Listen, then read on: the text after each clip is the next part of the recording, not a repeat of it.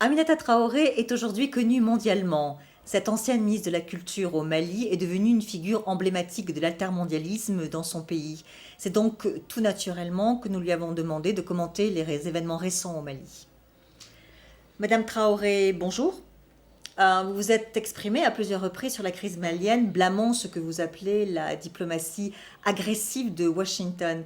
Mais les États-Unis ne sont pas les seuls à s'intéresser au Mali en particulier et à l'Afrique en général. Je pense notamment à des pays comme l'Algérie. L'Algérie a ses propres Touaregs. Bon, l'Algérie a une longue expérience de cette lutte, mais elle sait peut-être par expérience que c'est une lutte qui coûte cher et que la solution politique doit être privilégiée.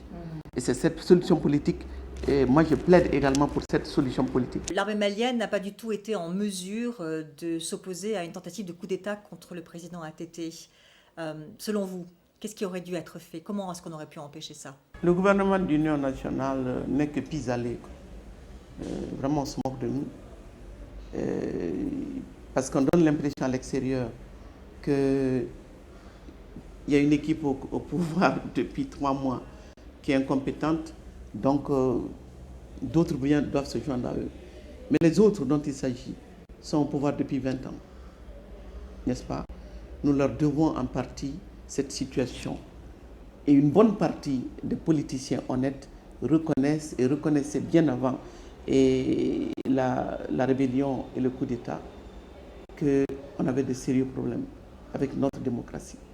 Alors moi, je veux bien qu'on montre du doigt les derniers venus sur la scène politique, mais je pense que la grille de lecture qui consiste à dire qu'au nord, il y a une crise humanitaire et sécuritaire grave, doublée au sud par une crise institutionnelle et politique, cette grille de lecture, pour moi, est totalement insuffisante à rendre compte de la complexité de la situation. Le fin fond du débat au Mali, c'est que nous sommes embourbés dans une crise économique gravissime. La rébellion comme le coup d'État s'explique aussi par les dysfonctionnements du système économique et politique. Mais personne ne veut questionner aujourd'hui ce système économique qui a sécrété toute une armée de chômeurs, d'affamés. Et ces chômeurs, ces affamés, ces laissés pour compte de la soi-disant démocratie et de la croissance, ce sont eux aujourd'hui qui ont des chances, en tout cas, craindre que les islamistes nous viennent de l'Afghanistan, du Pakistan, c'est vrai. Mais le véritable terreau, la véritable bombe est à l'intérieur de nos sociétés, pas seulement au Mali. Vous excluez donc toute possibilité d'intervention de la CEDEAO au Nord Mali. Mais on peut également effectivement ajouter à la misère et la détresse des gens la tuerie. Parce que ceux qui revendiquent cette intervention militaire n'ont rien à perdre.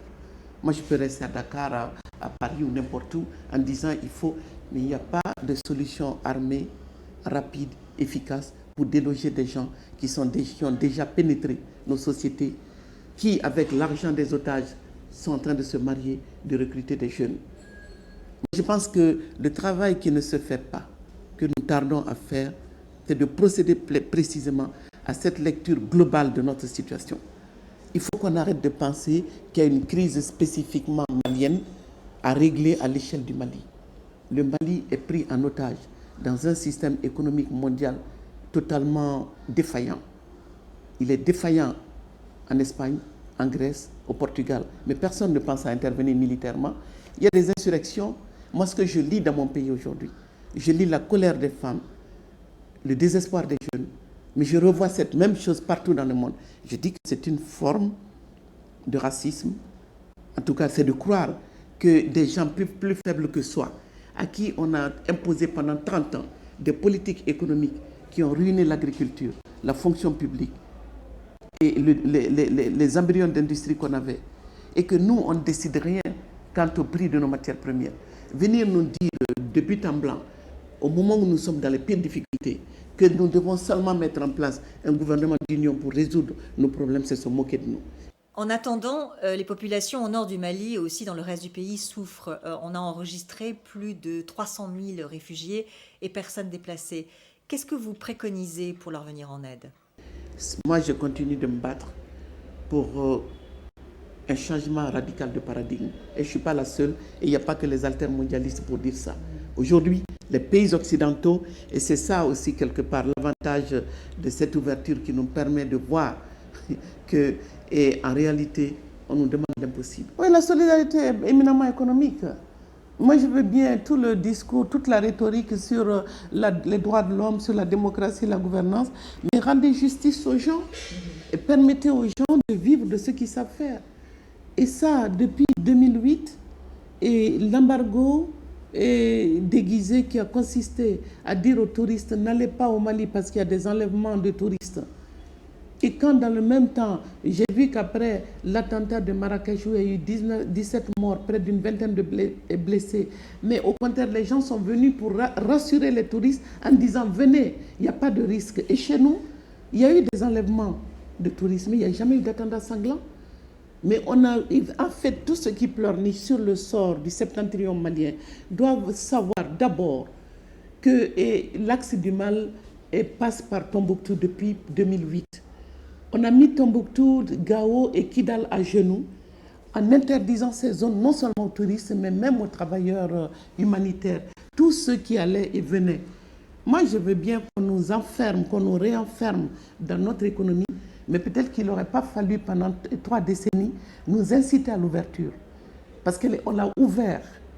Ouverte maintenant, c'est du fait de cette ouverture que nous sommes si vulnérables. C'est cette ouverture qui nous rend si vulnérables aux sanctions.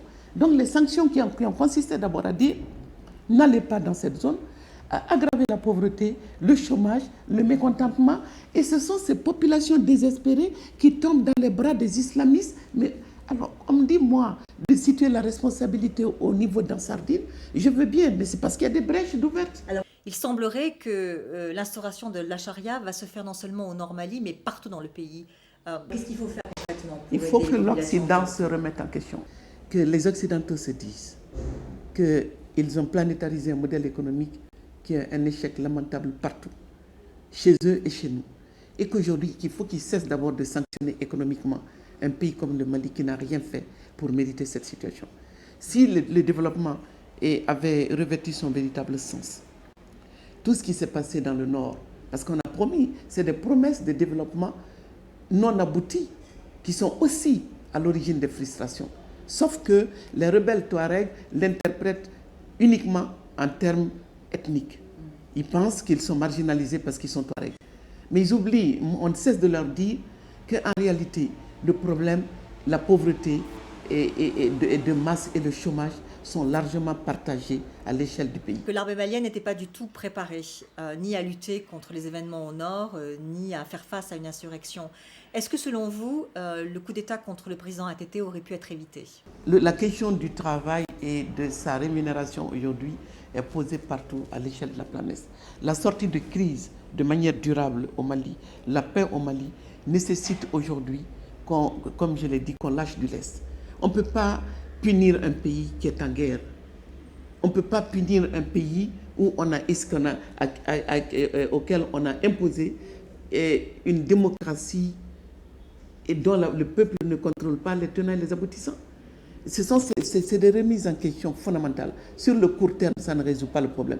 Mais sur le court terme, je crois qu'ici et maintenant, ce qu'il faut, c'est que l'opinion publique internationale doit savoir qu'en plus de l'invasion, de l'occupation du Nord Mali, le peuple malien est un peuple martyr, parce que littéralement asphyxié. Hier, avant la rébellion et le coup d'État, et aujourd'hui, dans un contexte où on a cruellement besoin que les produits maliens soient achetés. Je ne parle pas, il y a bien sûr, et que les opérateurs et que tous ceux qui font l'économie malienne doivent être soutenus. Je ne peux pas le dire en 36 000 manières. Au Sénégal, ici aujourd'hui, le Sénégal paye le prix parce que tous ceux qui font le commerce avec le Mali, tout est arrêté, les transports. Alors, est-ce qu'on peut faire cela au nom de tout cela? Est-ce qu'on peut infliger une telle sanction à un peuple au nom d'une démocratie de façade? C'est cette question que les opinions publiques doivent méditer. Une démocratie qui n'a rien donné et qui aujourd'hui doit être repensée de fond en comble pour que les peuples même en aient le contrôle. On ne peut pas continuer à exporter sa démocratie à imposer ses normes, à juger les États, à juger les dirigeants. Dans le cas du Mali, ceux qui aujourd'hui appellent à l'aide de la CEDEAO et de la communauté internationale, ce n'est pas la CEDEAO et la communauté internationale qui les ont portés au pouvoir, c'est le peuple malien. Donc pour vous, la solution, elle doit être malienne? Elle est malienne, mais à condition qu'on ne nous asphyxie pas.